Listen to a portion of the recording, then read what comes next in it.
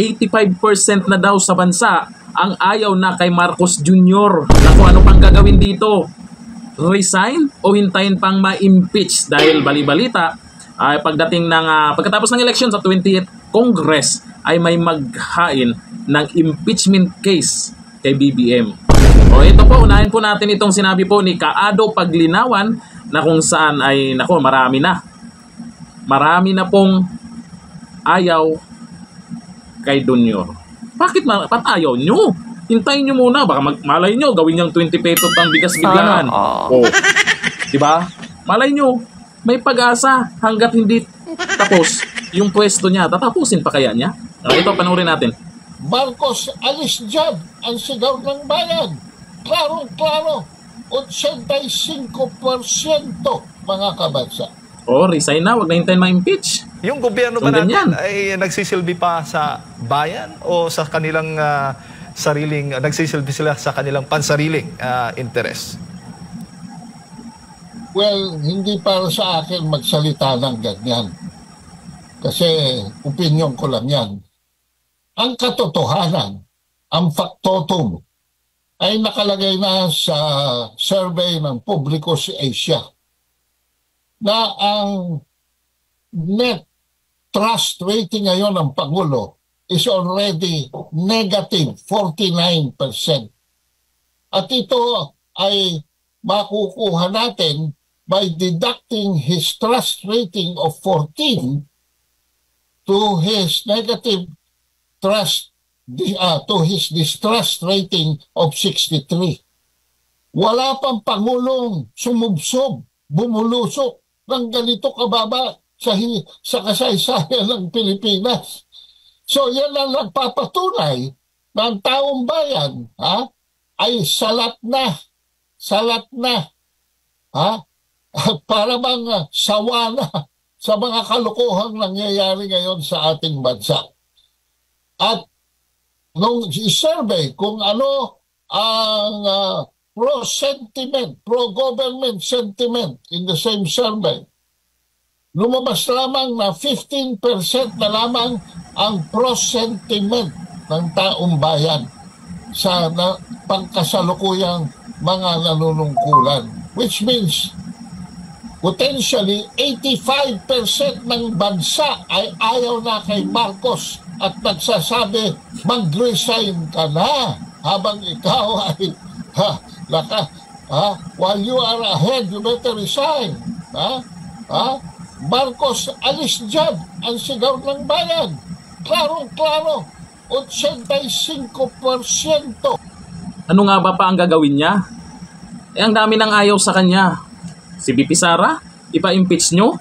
Ang dami pang nagtitiwala sa kanya. Mas mataas ang trust rating ni BP Sara kay Pangulong Bongbong Marcos. Alam po natin yan. Ngayon, kung ganyan po ang lumalabas sa survey, totoo man o hindi yan, pero nakikita naman natin ngayon yung mga nagrarally, nakikita natin mga Duterte supporters. Ibig sabihin dyan, mas maraming nagtiwala pa rin sa mga Duterte kaysa dito kay BBM. Diba? May mga lugar na nagne-negative na siya. Kaya ang tanong dito, hintayin pa ba niya yung impeachment case pagdating ng 20th Congress? Kasi may mga plano na pong maghain yan. Ito sila. Inihag ngayon ng senatorial candidate na si Norberto Gonzales na may mga grupo nang naghahanda para isang pang impeachment case laban kay Pangulong Bongbong Marcos Jr. Samantala, sinabi rin ni Gonzales na maaaring tumayong broker si Senator Amy Marcos para palitan ang Pangulo sa puwesto. Si Almar Forzuelo sa detalye. Nababalita ako na marami naman talaga nagpaplano na file ng impeachment si Pangulo pagbukas ng Kongreso. Ito ang sinabi ng dating kalihim ng Department of National Defense at ngayon senatorial candidate na si Norberto Gonzales sa eksklusibong panayam ng SMNI News. Ayon kay Gonzales, ang ideya ng pagpapalit sa Pangulo ay nagmumula mismo sa mga ordinaryong Pilipino na kanyang nakakausap sa pag-iikot sa Luzon, Visayas at Mindanao. Yung nangyayari sa lipunan natin ngayon, mayaman, mahirap, talagang gusto daw nila pagbabago.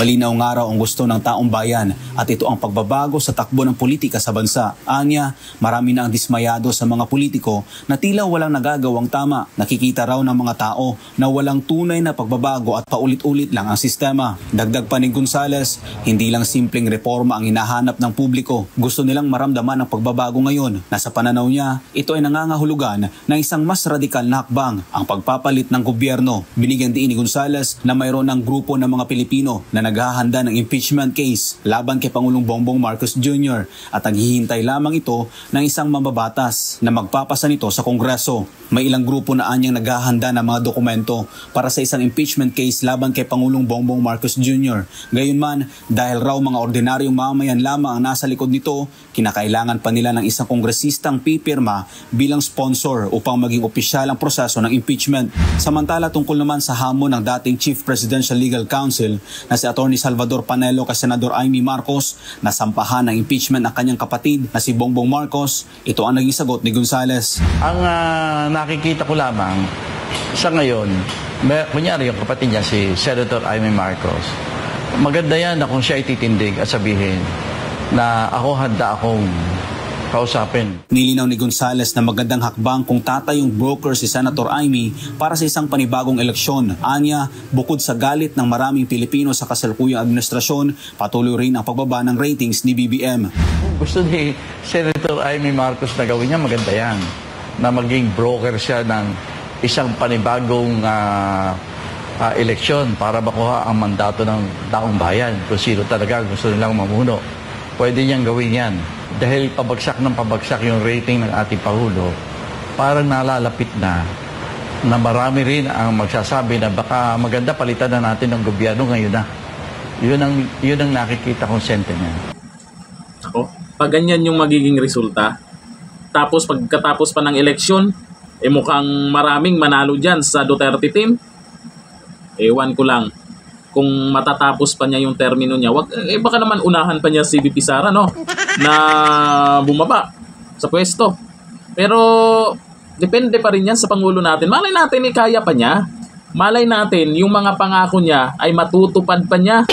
May time pa. Ako, kaya pa ba niya? Ito po, abangan po natin yan pagkatapos ng eleksyon.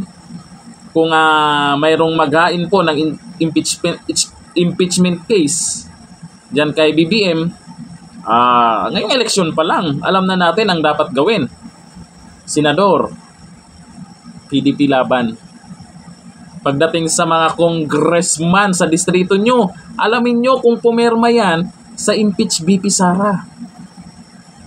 Mayor, konsyal, party list. Yung party list na hindi iniwan yung mga Duterte matapos i-endorso nung nakarang eleksyon. Nung nanalo, may iba dyan na pumirma. In-endorso na nga ng mga Duterte nung nanalo. Pagdating sa pirmahan, pumirma. Aba, sana diba? Kaya ngayong eleksyon na to, malapit na yan, ilang araw na lang, ay napaka-importante yan. Yung mga nagrarally, dito nyo po ipakita sa eleksyon. Pero paalala, bantay-bantay lang. Bantayan, sana walang dayaan. Sigurado ako, maraming senatorial slate sa Duterte na manalo dyan. Yun nga lang, sana walang talagang dayaan. Bantay-bantay lang. Kaya Dunyor, nakita mo naman yung resulta ng iyong mga galawan, nagne-negative na sa ibang lugar yan, pag-isipan mo na yan. Resign or hintayin pa yung impeachment case? Kung kayo yung tatanungin, anong yung pinakamagandang gawin? Ituloy pa rin ba ni Junior yung trabaho niya? Baka kaya pa yung 20 petot na bigas? Sana kaya pa na maibalik yung pondo or mapaliwanag yung mga pondo na questionable ngayon? Sana mapaliwanag ng maayos kung saan ginamit yan, no? Dito lang, thank you. Bye-bye.